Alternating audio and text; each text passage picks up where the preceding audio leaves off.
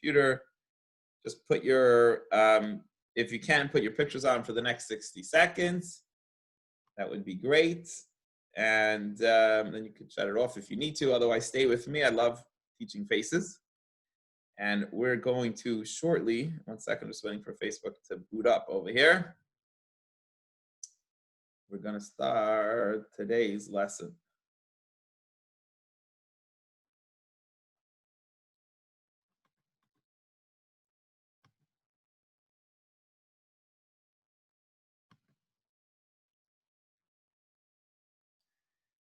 All right, where are we? Okay. All right, everyone, here we go. We're going to open up today's Chumash. It is on, today is Thursday, so we are holding Parshas Chayei. So we're well into the story about the shidduch of the match between Yitzchak and Rivka, between the match between Yitzchak and Rivka, and basically to catch us up on the story, on the Torah. What's happening is that Eliezer, Abraham's servant, went to Abraham's hometown near Haran, Aram Naharaim. He traveled north of where Abraham was living. He was living in Israel near Hebron. And he travels to look for a shidduch, and Hashem miraculously everything worked out. And he says that he meets a girl at the well, and he says, "Can I have a little bit of water?" And the girl's very, very hospitable. She gives him and his camels and all the people with him to drink. And he knows that God is literally making him successful, tremendous miracles, and all the success it's working out. And he stays over the night with this girl's family, with Rivka's family. And we said she had a brother whose name was Besuel, right? We'll see about it now. And her father, who is Yitzchak's cousin. And we'll see a little bit about the story now. Let's see the names and the stories, what's going on. So, the servant Eliezer takes out articles, items of silver and uchlizav and golden items, uvgadim and clothes, so jewelry and clothes, and the Rivka, and he gave them to Rivka. He came with tremendous gifts, unbelievable gifts that he gave to this girl who's going to get engaged, who is getting engaged to Yitzchak. And also delicacies, Rashi says, like fruit. We all know in Israel, the delicious fruit, different kinds of delicacies, different kinds of delicious fruit. Nasan la'achia ule'ima, he gave to her brother and her mother. Rivka's brother and her mother. So he's not just giving gifts to the girls, he's giving gifts to the family. Vayoichlu, and they ate. Vayishtu, and they drank. Hu va'anashim asher imoi, him and the people that were with him. Right? We said that Eliezer had some helpers with him. Vayelinu, and they slept the night, one night. Vayakumu, and they got up abaykur in the morning. As soon as they get up the next morning, Vayomer shalchuni la'adoini, he says, "Good, let me go back. Let me go back to my master. You know, that's it. We made the deal. I met you last night. And now it's the next morning. We slept over. Now we want to go back home. We're going to go back to Avram. We're going to travel back from wherever the area was north of Israel, Syria. We're going to travel back to Israel. We're going to go back and bring Rivka, your daughter, now to Yitzchak. And the brother and the mother said, let the girl live with us for a year. You know, let her get engaged. Let her live with us for a year. If not a year, 10 months. And then she'll go. Right? Let this girl stay with her family for another year before we send her off. I guess it wasn't like today. You know, you just travel back and forth. You take a bus ride or a taxi ride. Now, what's interesting here is you might have noticed in the last verse where he said he was giving gifts. It said he was giving gifts to Rivka's. In verse 53, if you look back, it said he gave gifts to Rivka's brother and her mother. And again it says, and he said, her brother and her mother said, let our sister, our daughter, the mother's daughter, the brother said, let our sister stay here for a little bit longer. The question is, what happened to her father? Her father was involved in the story the whole time. Where was Besuel? What happened to him? And Rashi tells us the behind-the-scenes story is that he actually was against letting his daughter Rivka go to get married to Yitzchak. He was going to actually try and stop it. And therefore, an angel came and caused that he should die. He should pass away. So whatever he had a plan thought up. I don't remember, I heard maybe the commentaries. As a kid, if I remember correctly, maybe wanted to kill Eliezer, give him poison. The bottom line is, whatever the plan was, he was going to stop this marriage from taking place. And of course, we know Hashem wanted it to happen, and the angels took care of business, and Hashem took care of business, sent the angels, that this is destiny, this is what had to happen, and the person who was going to stop it, her father, is now gone, so he passed away. So he says, give us a year, but the mother and the sister and the son are not against, and the brother are not against it, but they say, listen, give us a year, give us 10 months. Vayomer Alehem, so Eliezer responds to them, this negotiation over here. He says, Al tiachrois, he says, no, don't delay me. Hashem is tarki. God is making me crazy successful that this should happen quickly. I come here in one day, it should have taken much longer. And I meet the right girl right away. Obviously, this is meant to happen. You can't stop this. This is have to happen right away. There's no business over here waiting another year for 10 months. Shlachuni, let me go, and I'm going to go back to my master. So what do? So they said, Nikra Lenara, let's call the girl. Let's ask the girl. And we will ask the girl. We have to make a decision. We want you to wait here, give her us a year. And you want to say to take her to the next day. You want to go. Why don't we have to? Let's ask the girl. Rashi just says there's a very important lesson in Judaism from this verse here that we're going to ask the girl. And that is, unlike, because this is really a setup shidduch over here, right? This is a real match that the parents kind of were involved and they made it up. But the bottom line is they're asking the girl. And the lesson is that, of course, in Judaism we believe, but there's proof here from the Torah, that a girl cannot be forced to marry against her will. There has to be consent. I know there's all these rumors, especially with these shows I hear going on about different marriages that are made and forced and so on. Here, my friends, actually, against all the fake news out there in the how marriages are done and take place, you have here, if anybody asks you, it's a clear verse in the Torah here. Rashi's telling us that Rivka was asked by your parents, we will ask you what you want to do. So this whole idea that's out there that marriages are forced marriages and arranged marriages, the bottom line is the girl has to agree with it. And this is what we see actually in verse 57 in the Chumash. So 58, so what does Rivka say there? They call Rivka, Rivka, they call Rebecca, Rivka, they tell her, you're going to go with this guy, she says, I'm going. That's it. Rashi says, I'm going. Whether you like it or not, I'm going. I'm actually not even asking your opinion, mom and dad. Not mom and dad, mom and brother. I am going. It's nice of you to get involved in my decision here, but that you were asking me to stay a year, I'm going. So it's the next day, and Rivka's in, and she's going. Yishlach es Rivka, and the story takes place. Rivka is sent, Achois and the sister, and they send Ve'es Menikta, and her nurse. I guess here is an indication again that she was somewhat young. They had to send with her I don't want to say babysitter, but a nurse to go along. Eved Avram, Noshav, and also servant of Abraham, and the people and the entourage leave to take Rivka. Rivka wants to go. The girl's in, she's going, and the entourage leaves together with the whole entourage that came, is leaving together with Rivka back to Yitzchak. Rivka, and the family gives Rivka a blessing. They say, Achiseinu, our sister. Atheye, you should be La'alfei Revava. Thousands of Mayrids. You should be a tremendous nation should come from you. Vayirash Zarech Eshar Soinov, and your seed should inherit the seed of their enemies. So Rivka, because here's what's interesting. Everybody knew the blessing. Everybody knew of Avram. Avram was a very popular guy, right? He was a very wealthy guy, a very prestigious guy. Tremendous miracles happened with him.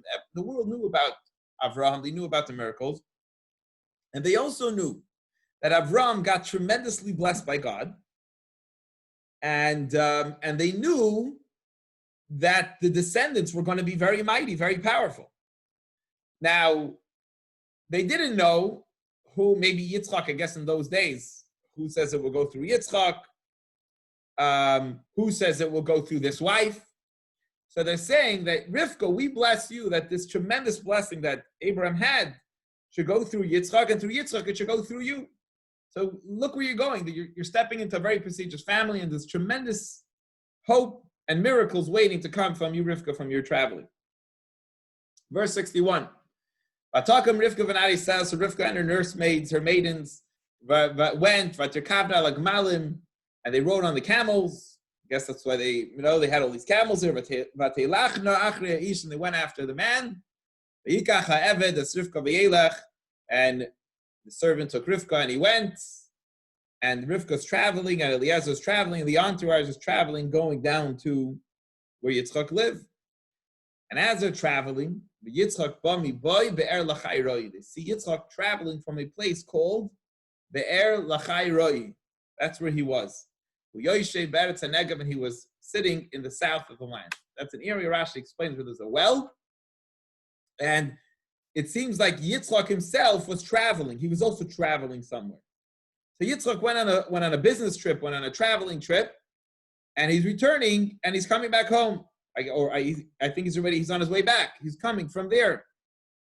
And where did he go? Rashi says, where was Yitzchak traveling from? And he says something very interesting.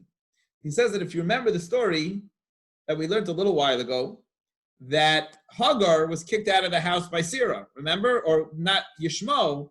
Yishmo, Abraham's son from the wife Hagar, was kicked out, and her mother left. His mother Hagar left, and she went back to live with her father, with the Egyptians. And I guess after Sarah passed away, Abraham had no wife. So Abraham is sending a shidduch for his son Yitzchak. But Yitzchak, meanwhile, went to get back his father, the wife that Avram had. With Hagar, he went to Egypt, I guess, and went to bring Hagar back to Abraham, that they should remarry. So they meet up. The entourage, Yitzchak, coming back from bringing back Hagar, meets up with his wife, who's coming, Eliezer is coming back with his wife. And Rashi says they were at this well that we talked about originally in the story in chapter 20. But anyway, Yitzchak and Yitzchak was going to pray.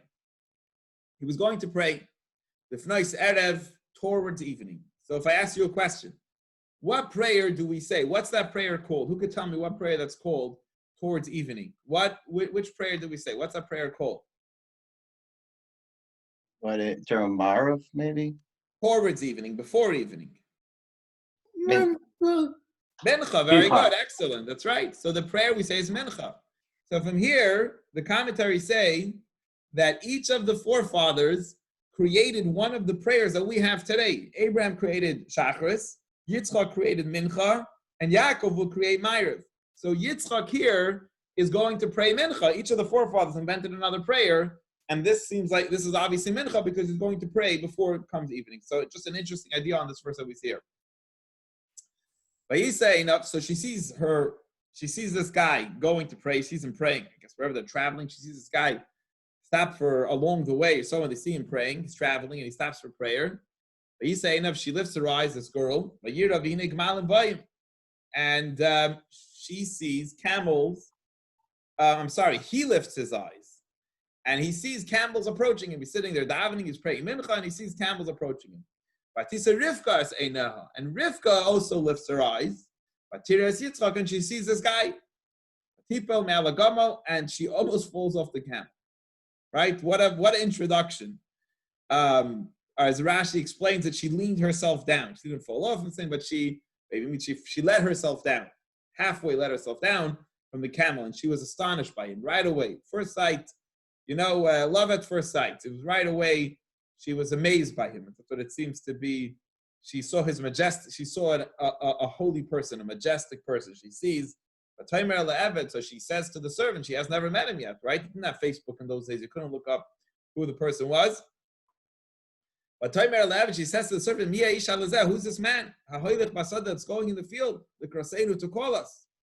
Who is this majestic individual? This is somebody she looks at him and she sees she's amazed. And the servant says, Who Adoini? That's my master. So she realizes right away, this is the guy she's going to marry. Hasn't seen him yet. So she takes her shawl and she covers herself. I guess her face. She covers herself in a manner of modesty and so on. I guess like we do with the chassid and kala today. Under the chuppah, we cover the face. It's called Dvarim Masharasa. The servant Eliezer comes to Yitzchak and he says, Yitzchak, I got to tell you amazing stories. I have to tell you how this whole thing came down. Let me share with you the whole story. How he got there so quickly. You know, he's already back. I guess he's back in 2 days. It took him 1 day to get there. He slept over the night and he's back the next day. And how he started praying and right away sees Rivka. Literally, he sent to get a shidduch all the way to the north. Comes back a day later. He has the girl with him and everything worked out. So Yitzchak, the bachelor, brought her to the tent of Sarah Ima, his mother. She takes over. She fills in. She goes into the tent of his mother, Sarah. As Rashi explains, that there were 3 amazing miracles that took place in Sarah's lifetime. The Talmud or the Medrash actually says there's 4. Rashi quotes 3 of them. And they are in merit of the great miracles that the great holiness of Sarah, 3 or 4 major miracles happened. One of them was that the candle that she lit stayed from the beginning of the week to the end. Her tent always had a light in it. The clouds, it was always a cloud on top of the tent, showing of the holiness and prophecy and godliness that was there inside her tent. And the challah always had a lot of dough. It was like always very good. You could see it was a holy challah. It came from a very holy place. And when Sarah passed away, all that left, the family was left without this. The candle wasn't lit from week to week. The cloud that always covered the tent left. It was all in the merit of Sarah. And when Rivka came back, Rashi says all these things came back. This was the right woman, exactly the right woman. And he took Rivka as his wife. Atila Leisha, she was his wife. And he loved her. And he was consoled from the loss of his mother. Rashi says that when a person, as long as a person's mother is alive, the child is always attached to the Yiddish mama. When she passes away, he then turns to his wife and finds comfort inside his wife. So Yitzchak is finally comforted after the loss of losing his mother, and that is the end of today's Chumash, fascinating portion of Torah Chumash. Any questions or comments we have on today's learning? Everybody good? Pretty straightforward Chumash today? All right, let's go to Tanya. So very powerful Tanya today. Tanya wants to address the topic that the Jewish people need to be united, and when we're not, it's a major tragedy for the Jewish people. When the Jewish people are not together, united, it's devastating and causes great harm. Tanya is going to say that that's the reason, as it says, the destruction for the second temple was because there wasn't unity among the Jewish people. But he explains from a medical explanation, why is it so important for the people to be united? Why is it so devastating? Why is it so bad? So why can people be fighting and the Jewish people will be strong, will survive in Israel and so on? Why is it that we need to be united? What's so important about it? Why is it so crucial? So he says, I'll give you a medical example, a very good example in the medical field. He says the way the body works is the heart pumps the blood, and the blood goes to all the organs, to all the parts of the body. It goes into the hands and the head and the feet. And the heart is a central system that pumps the blood that gives life to all parts of the body, right? If, God forbid, there's no blood to the finger, the circulation stops, right? Or we know in the heart, a person can have a heart attack, or the finger will die if there's no blood going there for a long amount of time, for a long enough time. It could be devastating. It could be a very bad outcome. So, but what causes the blood not to go when there's a growth or there's something preventing the blood from going somewhere? It's devastating. It's terrible. What can happen? It makes the person sick. Now, what happens is the blood from the heart gets pushed out, gets pushed all around the body, but then the blood, as we know, comes back, right? It goes back to the heart. So it leaves the heart, gets pumped around the body, goes to whatever parts of the body, the whole body it's going to, maybe even moves from organ to organ, it goes from one place to the next, comes back around, goes back into the heart, and you have a healthy person. The second the blood starts slowing down, the person starts getting sick. The flow is super important for the body to live. So today's Tanya wants to say that's exactly what's going on by the Jewish people. We're one body. And the problem is when one limb even starts clogging the blood, the whole body could die. The whole body could get sick. There has to be a healthy flow. We used to have in the networking group, we have a chiropractor who would say, he would always talk about them whenever he would speak. He says, your body has to be aligned so the blood could flow as best as it can in order for your body to be healthy, right? The second that your blood is not flowing, it's not aligned correctly, then the body starts getting unhealthy. He would tell them about it, come to his chiropractic place in order to keep the body aligned so the person could stay healthy. And that's the same thing with the Jewish people. The energy comes down from God's presence, comes through the soul, he's going to say in today's time. And then the soul brings it to the body. And that actually comes through the Jewish people, he wants to say in today's time, to the rest of the world. So the whole godliness and the spirituality comes into the body, into the heart. From the heart, it pumps it to the soul of the Jew. From the soul of the Jew, it brings it to the rest of the world. The problem, and then from us, when we do the mitzvah, we take that energy, we bring it back to Hashem. We bring it back to the holiness, and we create a very good circuit. I think electricity is also a very good example, right? You need to have a circuit in order for it to work. If it stopped going or coming back, the electricity is not going to work. So the second there's a blockage somewhere, it's a very big problem. And that is why unity of the Jewish people is so important. Let's see it in today's Tanya, and then we'll take any questions if anyone has afterwards on this very important topic.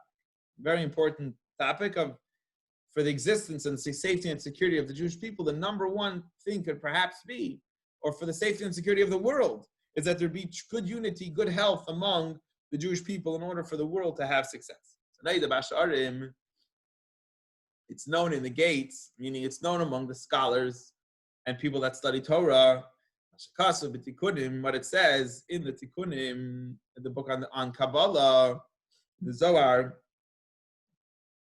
the Shechinta, that the Shechina, the godliness that comes to the world,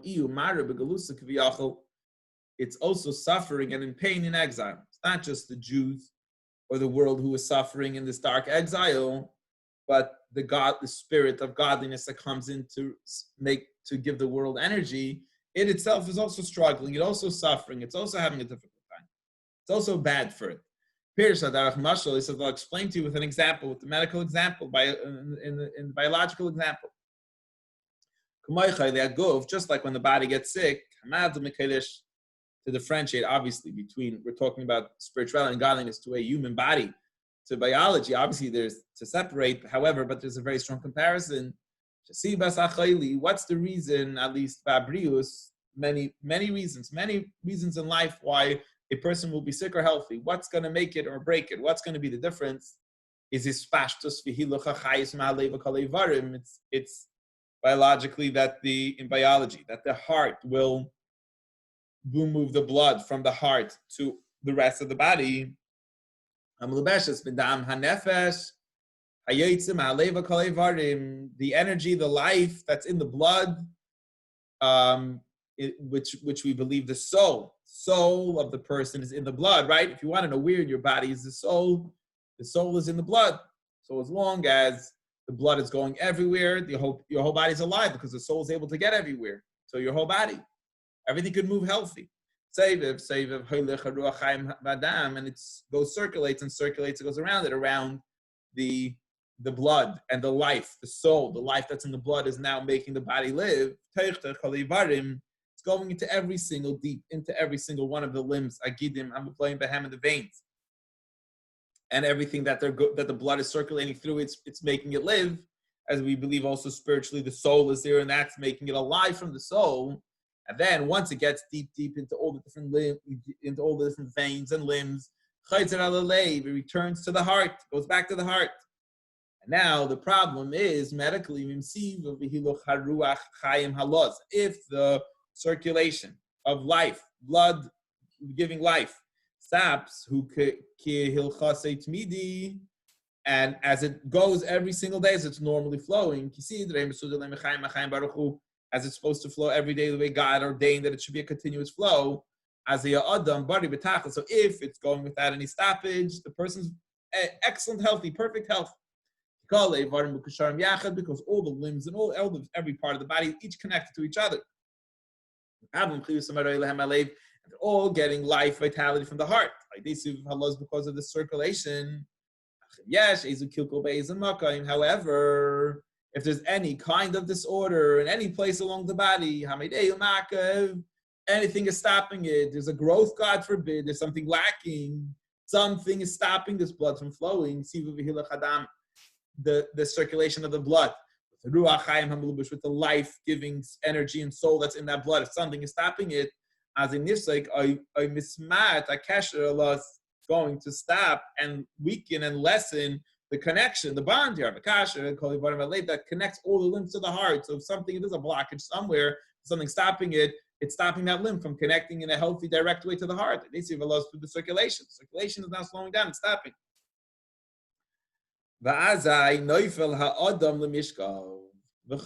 the person falls to bed, he falls to sickness. Hashem protect us. This is where all the medical problems start. And so too, right? I think it's like by diabetes, God forbid. Someone who has that, it doesn't flow to the limbs correctly. It's not getting to the foot. Maybe I'm wrong. I don't really know how this works, but anyway, everyone understands the example that the blood has to flow. So too, for example, in a Kol Neshamas Yisrael, all the souls. And this is exactly how it works. All the souls of the Jewish people, Nikraim, Bechinas, Eivari, the Shchinta. The souls of the Jewish people are called the limbs of the Shechina, of God's presence. The Shechina, the godliness that's coming down into the world. The Zohar says, our souls are the limbs of the body that get it from the heart, which is divine God's presence, which we're calling the Shechina, is the heart, and our soul are the limbs of that body. Hanikras b'shem leiv. By Shekasa, where do we see that the Shechina, God's presence, is called the heart? It says Tur Levavi, the rock, my heart, referring to the divine presence. My presence is, my dwelling is within them. What does it mean? God's presence and dwelling is within us. It's the Shechina presence that's going into the soul, which create the body. Pirush kilash and Shechinahu. Because the Shechina, God's divine presence, goes into the worlds of the three lower worlds, as we're learning constantly in Kabbalah, Bria, Yitzir, and Asiya, to give them life.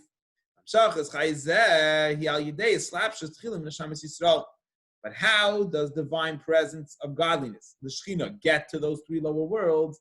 It's critical. It first has to go into the souls of the Jewish people. Because all the creations, the physical creations, are infinitely distant from God. Obviously, the finite and the infinite are physically different, as we speak about it often. Because everything is nothing relative to God, relative to the infinite energy of God. All the finite things are nothing; they're really worthless. And therefore, because they're so distant, it's impossible for the physical reality to get energy from the infinite energy, right? Because it's infinite and they're finite. And they don't have the ability to become nothing from something from nothing, right? That they didn't exist to be created as physical entities. How do they get from the infinite to the finite? For that, you need the souls of the Jewish people. It has to first go down into the souls, which has that transforming ability to be able to take the infinite energy and make it into the world. Because how? It is giving a little bit of analogy how the souls work, that they're able to become the transformer. Because like in a person, their mind is higher than their speech, for example. So when you think to yourself. It's you not expressing yourself to the other person, but it's your brain working on its own, and it's able to comprehend ideas. So it says, when Hashem decided to create the world, to create the physical existence of the world, that God thought using the power of thought, so to say, for example, by God, that he thought to create the world, the Kadmon Librias Eilamais, and the soul of the Jew was already in existence before the world was created. Kadmon Librias Eilamais, which the world will only come about later on through God saying the 10 sayings, like we know in the beginning of the Chumash, God said the 10 sayings and the world came to be, which means the physical world was created through the entity of speech. However, the existence of the Jewish soul was already existent before the world was created. Like the rabbis say, who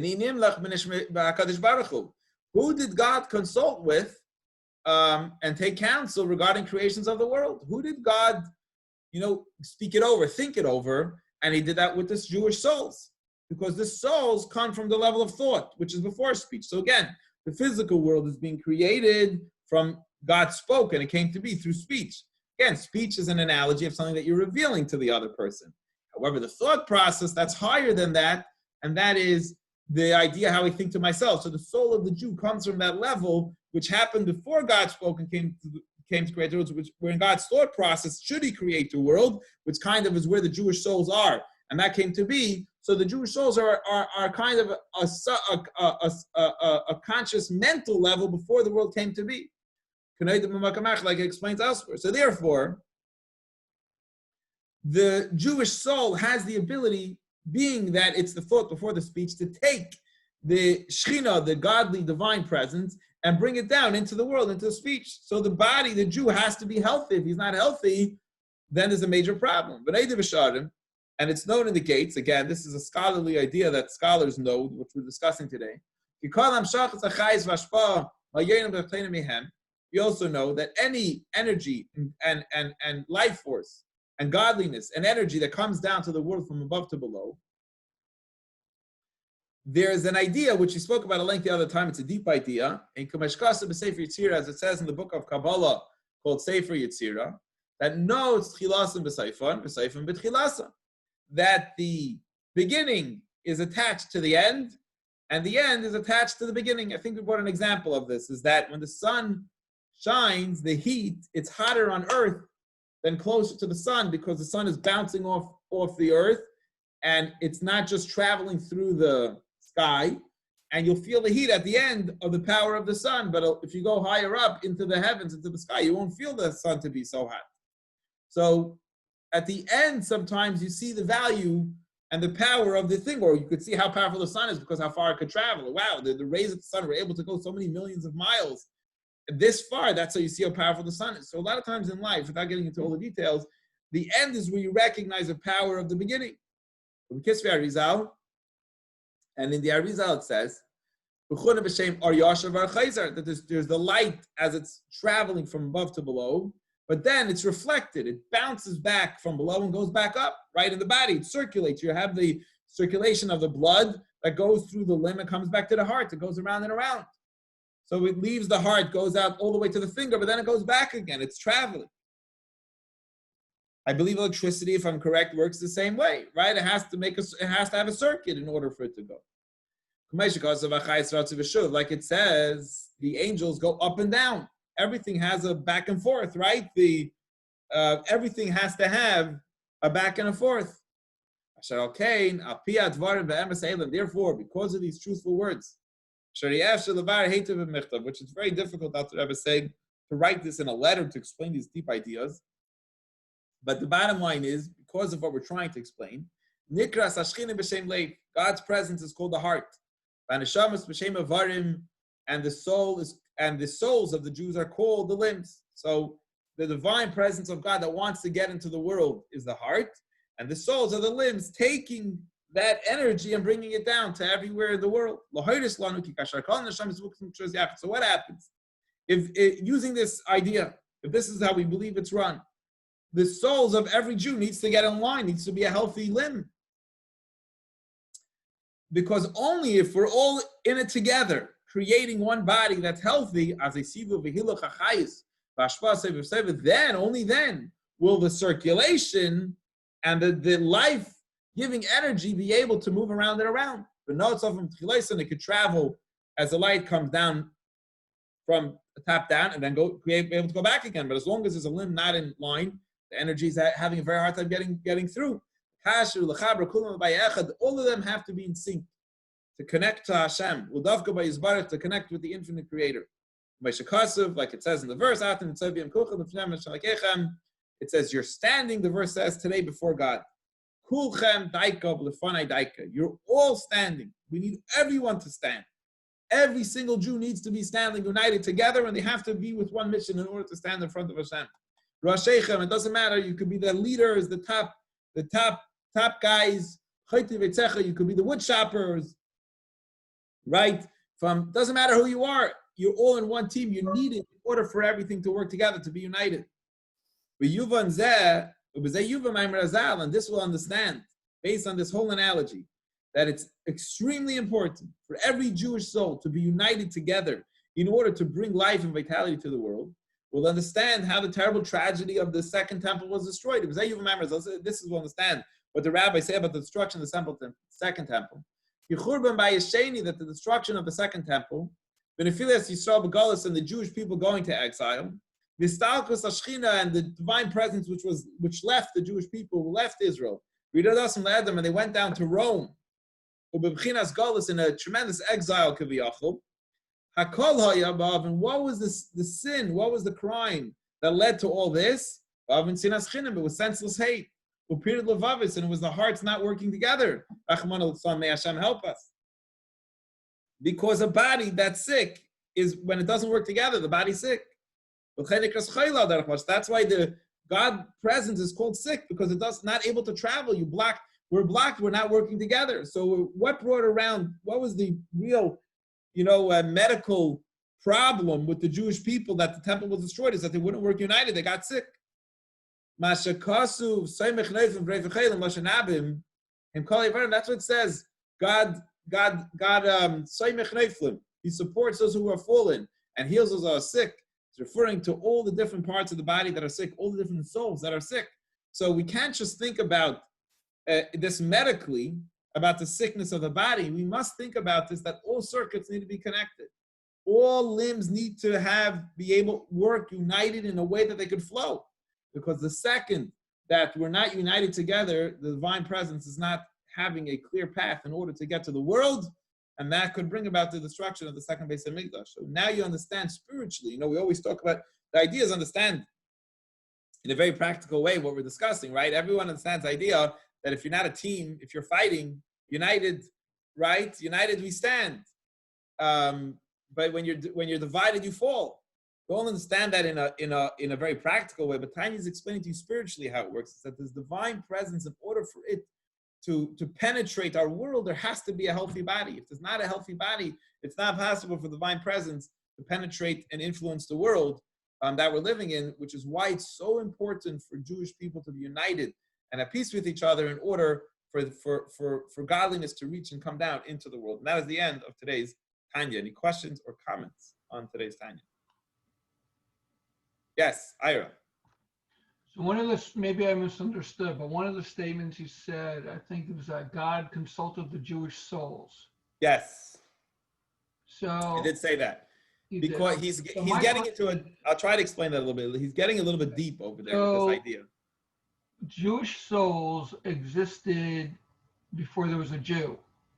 Correct. So, and from I give an example. I can give you an example on it. Can I give you an example? Yeah. The when you want to have a child, right? You're a father and you want to have a child. Right. In your mind, there's this image already of your child before you even had the child.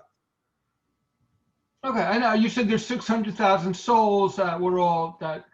Correct, but you hear what I'm saying? I'm trying to explain the idea that there's I understand. You have an idea in your head of what you want the outcome to be. And the difference is when God thinks, it actually comes to exist. Like when God speaks, the physical world comes to exist, and when He thinks, the soul, the more spiritual world, is what makes the world exist. So His thought creates reality. I understand that. So He thought about creating the world. He thought about creating the Jew. And that means that the soul of the Jew was already in creation. It just wasn't physically, the body wasn't created, but the soul was created, correct? So before He decided how to create the physical world, He already, according to Kabbalah, He already addressed the soul of the Jewish person. Okay, so because I thought it was going to say consulted the angels. So were angels around, or the Jewish souls were there before the angels? You're asking a good question. According to, I'm just trying to think from our classes, according to what we've learned, angels were created, I think we said on the fourth day, when the planets were created, right? Or the third day or the fourth day of creation, somewhere along there, one of those, either third or the fourth day, I believe we said that the angels, it's actually debated. We learned in the Gemara a while ago. I don't know. I thought we said that everything was created on one day and then they were just put in place. Correct. But we're talking about physical creation. Now we're talking about spiritual creation. Okay. We're talking about the thought. He wants to argue that there's a certain deeper level than the regular creation, which was already existence of an neshama, of a soul, before the actual physical world was created. Okay. So it could be like, for example, I'll explain like this. He needed somewhere for the soul to live. So that's why Hashem created the world, to have a soul to have a world for the soul to live. It's a different dimension. I mean, it's a different dimension. I understand. Correct.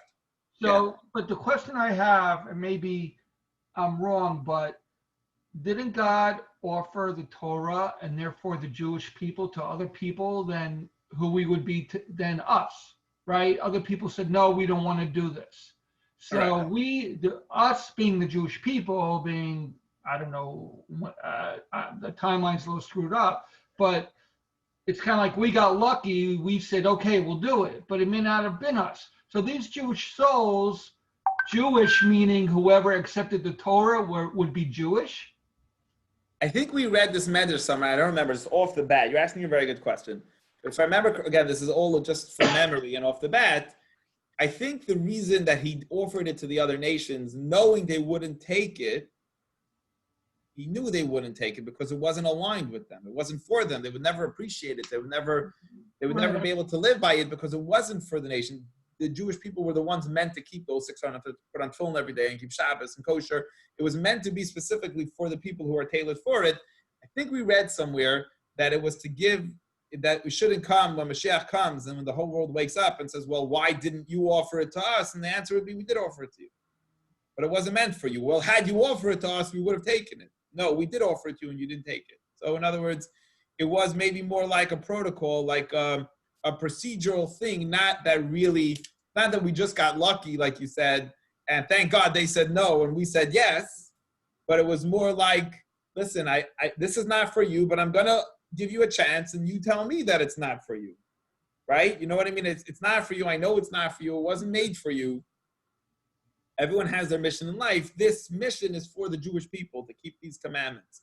But I'm going to offer it to you and allow you to get the opportunity to participate in it. And you will recognize that it's not meant for you. And then don't come later on saying, had you offered to us, we would have accepted us. I believe I saw this in the Medrash somewhere. So those Jewish souls were predetermined to be part Correct. of us. What comes out, I'll tell you what comes out from here, interesting. What was made for what? Right. What was made for what? They made for us or we made for them? Was the Torah made for the Jew or the Jew was made for the Torah? Right. What's higher? This is an interesting question because what's the essence of Judaism? Is it that I need to love my fellow Jew? And that the Torah provided for me a way to love him? Or is the goal to serve Torah and love of your fellow is secondary and it's a necessity in order to keep Torah? According to this understanding, the essence is the soul. It's actually higher, and that's why when Moses came down the mountain and he smashed the tablets, and God thanked him for it, was because the Torah was made to help the Jew succeed. And if it's going to cause the Jew to get in trouble, because it says don't serve idols, and now the Jew is going to be in trouble, then the Torah is worthless. Although Moses is the one bringing the Torah, he knows that the point of the Torah is to help the Jew succeed with his mission. Understand? So it's very interesting. What we're saying here is that the essence of Judaism is unity of this Jewish soul. Right. And the Torah is created and the world is created to allow the Jew to experience that unity that it needs to connect in order to bring godliness to the world. I'll tell you one more thought that went through my head as I'm learning this. If the world would only realize how the Jew, as it says in other areas, prays for success of the country and the world. It says somewhere, if they would realize how the Jews pray for health and happiness in the world, in the Holy Temple, they would have never destroyed the temple. They would have stood around the temple protecting it to allow the Jewish people to pray and daven in order to bring godliness into the world. Understand? So So if we would realize that we're needed to bring that energy into the world, we need to be aligned that it's not even for our own good, it's for the world's good. The more aligned we are, we'll bring goodness and to everybody inside the world, not just to us. Right, but one of the negative things was unfortunately Hitler realized that Jews were there to bring morality into the world, and I heard that's one reason why he picked them out, is because they were bringing too much morality or whatever. But I mean, that's something. But one of the things that I did learn in this course, one of many, is when Moses came down and broke the Ten Commandments, I always thought because he was upset because God gives you this and you're building the calf. But from what I understand now, it's more that he was upset because God would be upset because he said not to worship idols. So he was actually protecting the Jewish people. Correct. Punishing them. Correct. Right. So Correct. that's something that. But you see, Moses, on one hand, you always look at him like the teacher. What's the point of a teacher, I guess? Let's talk about that. It's a very interesting point. A teacher could get caught up and make the mistake that my point is to relay information. No, it's not. Your goal is to help the students succeed. You understand? And if the information you're giving is not helping them succeed, then it's not good information. Well, unfortunately, that's the way universities are today. Oh, who could be a bigger, it's not about how smart you are. It's not about you're right. It's important to have the information, but the goal is to be able to teach the student that he could succeed in life. So if your teaching is causing trouble for the student, you understand? This is old Tanya, what we're learning now. I know you asked me yesterday, your son's interested in Tanya. Right. Tanya has a beautiful perspective on enlightening the ideas that it makes much more sense and it's much more healthy. Right, but the universities today, you have to learn what they teach, the way they teach, and write the essays and answer the questions. Right. The goal is the students to succeed. If the student's not succeeding, I don't care. You're not a good teacher. You know what I mean? I don't care how smart your information is, but your goal is to help the students succeed. If they're not getting jobs when they leave college, what's it worth? You're not helping them succeed in life. Right. So the point of Torah, according to this, you're right, that the soul of the Jew is created, at least spiritually, before creation of the world. It's because it's just like a father who already has the image of his son in his mind before he's going to have the child. You already think of the baby. Wow, I'm going to hold my baby, right? I'm going to buy him clothes. Like the mother's thinking, I'm going to go to this store and that store. And I'm Lululemon, whatever. I forget the name of the baby stores that I hear. Like, I'm going to go there. I'm going to buy him a blanket. I'm going to buy him a carriage. Like the child's already in your mind. You're right. It's not physically existent, but it's spiritually, it's mentally existence. And when Hashem has that existence mentally, it's already there spiritually. And then the speech comes to now create everything in order to find a place for the child and the body of the child and the thing, all tailor-made. Yeah. All right. That's a great question. Good point, Ira. Thank you for bringing that up. Any other questions or comments from anyone on the class today? Or we'll leave it at that. I think David wants to say something. You're muted, David. Yes. We still can't hear you. We see your lips moving. Now we see you upside down. Can't hear you, sorry. All right, want to wish... Can you figure it out, David, or no? Sorry. Want to wish everyone a wonderful day. With Hashem's help, we'll see you tomorrow, Friday. I think Friday we usually do 1 o'clock. So God willing, we'll see everybody 1 o'clock tomorrow. Have a great day. All the best, everyone. Take care, Rabbi. Be well.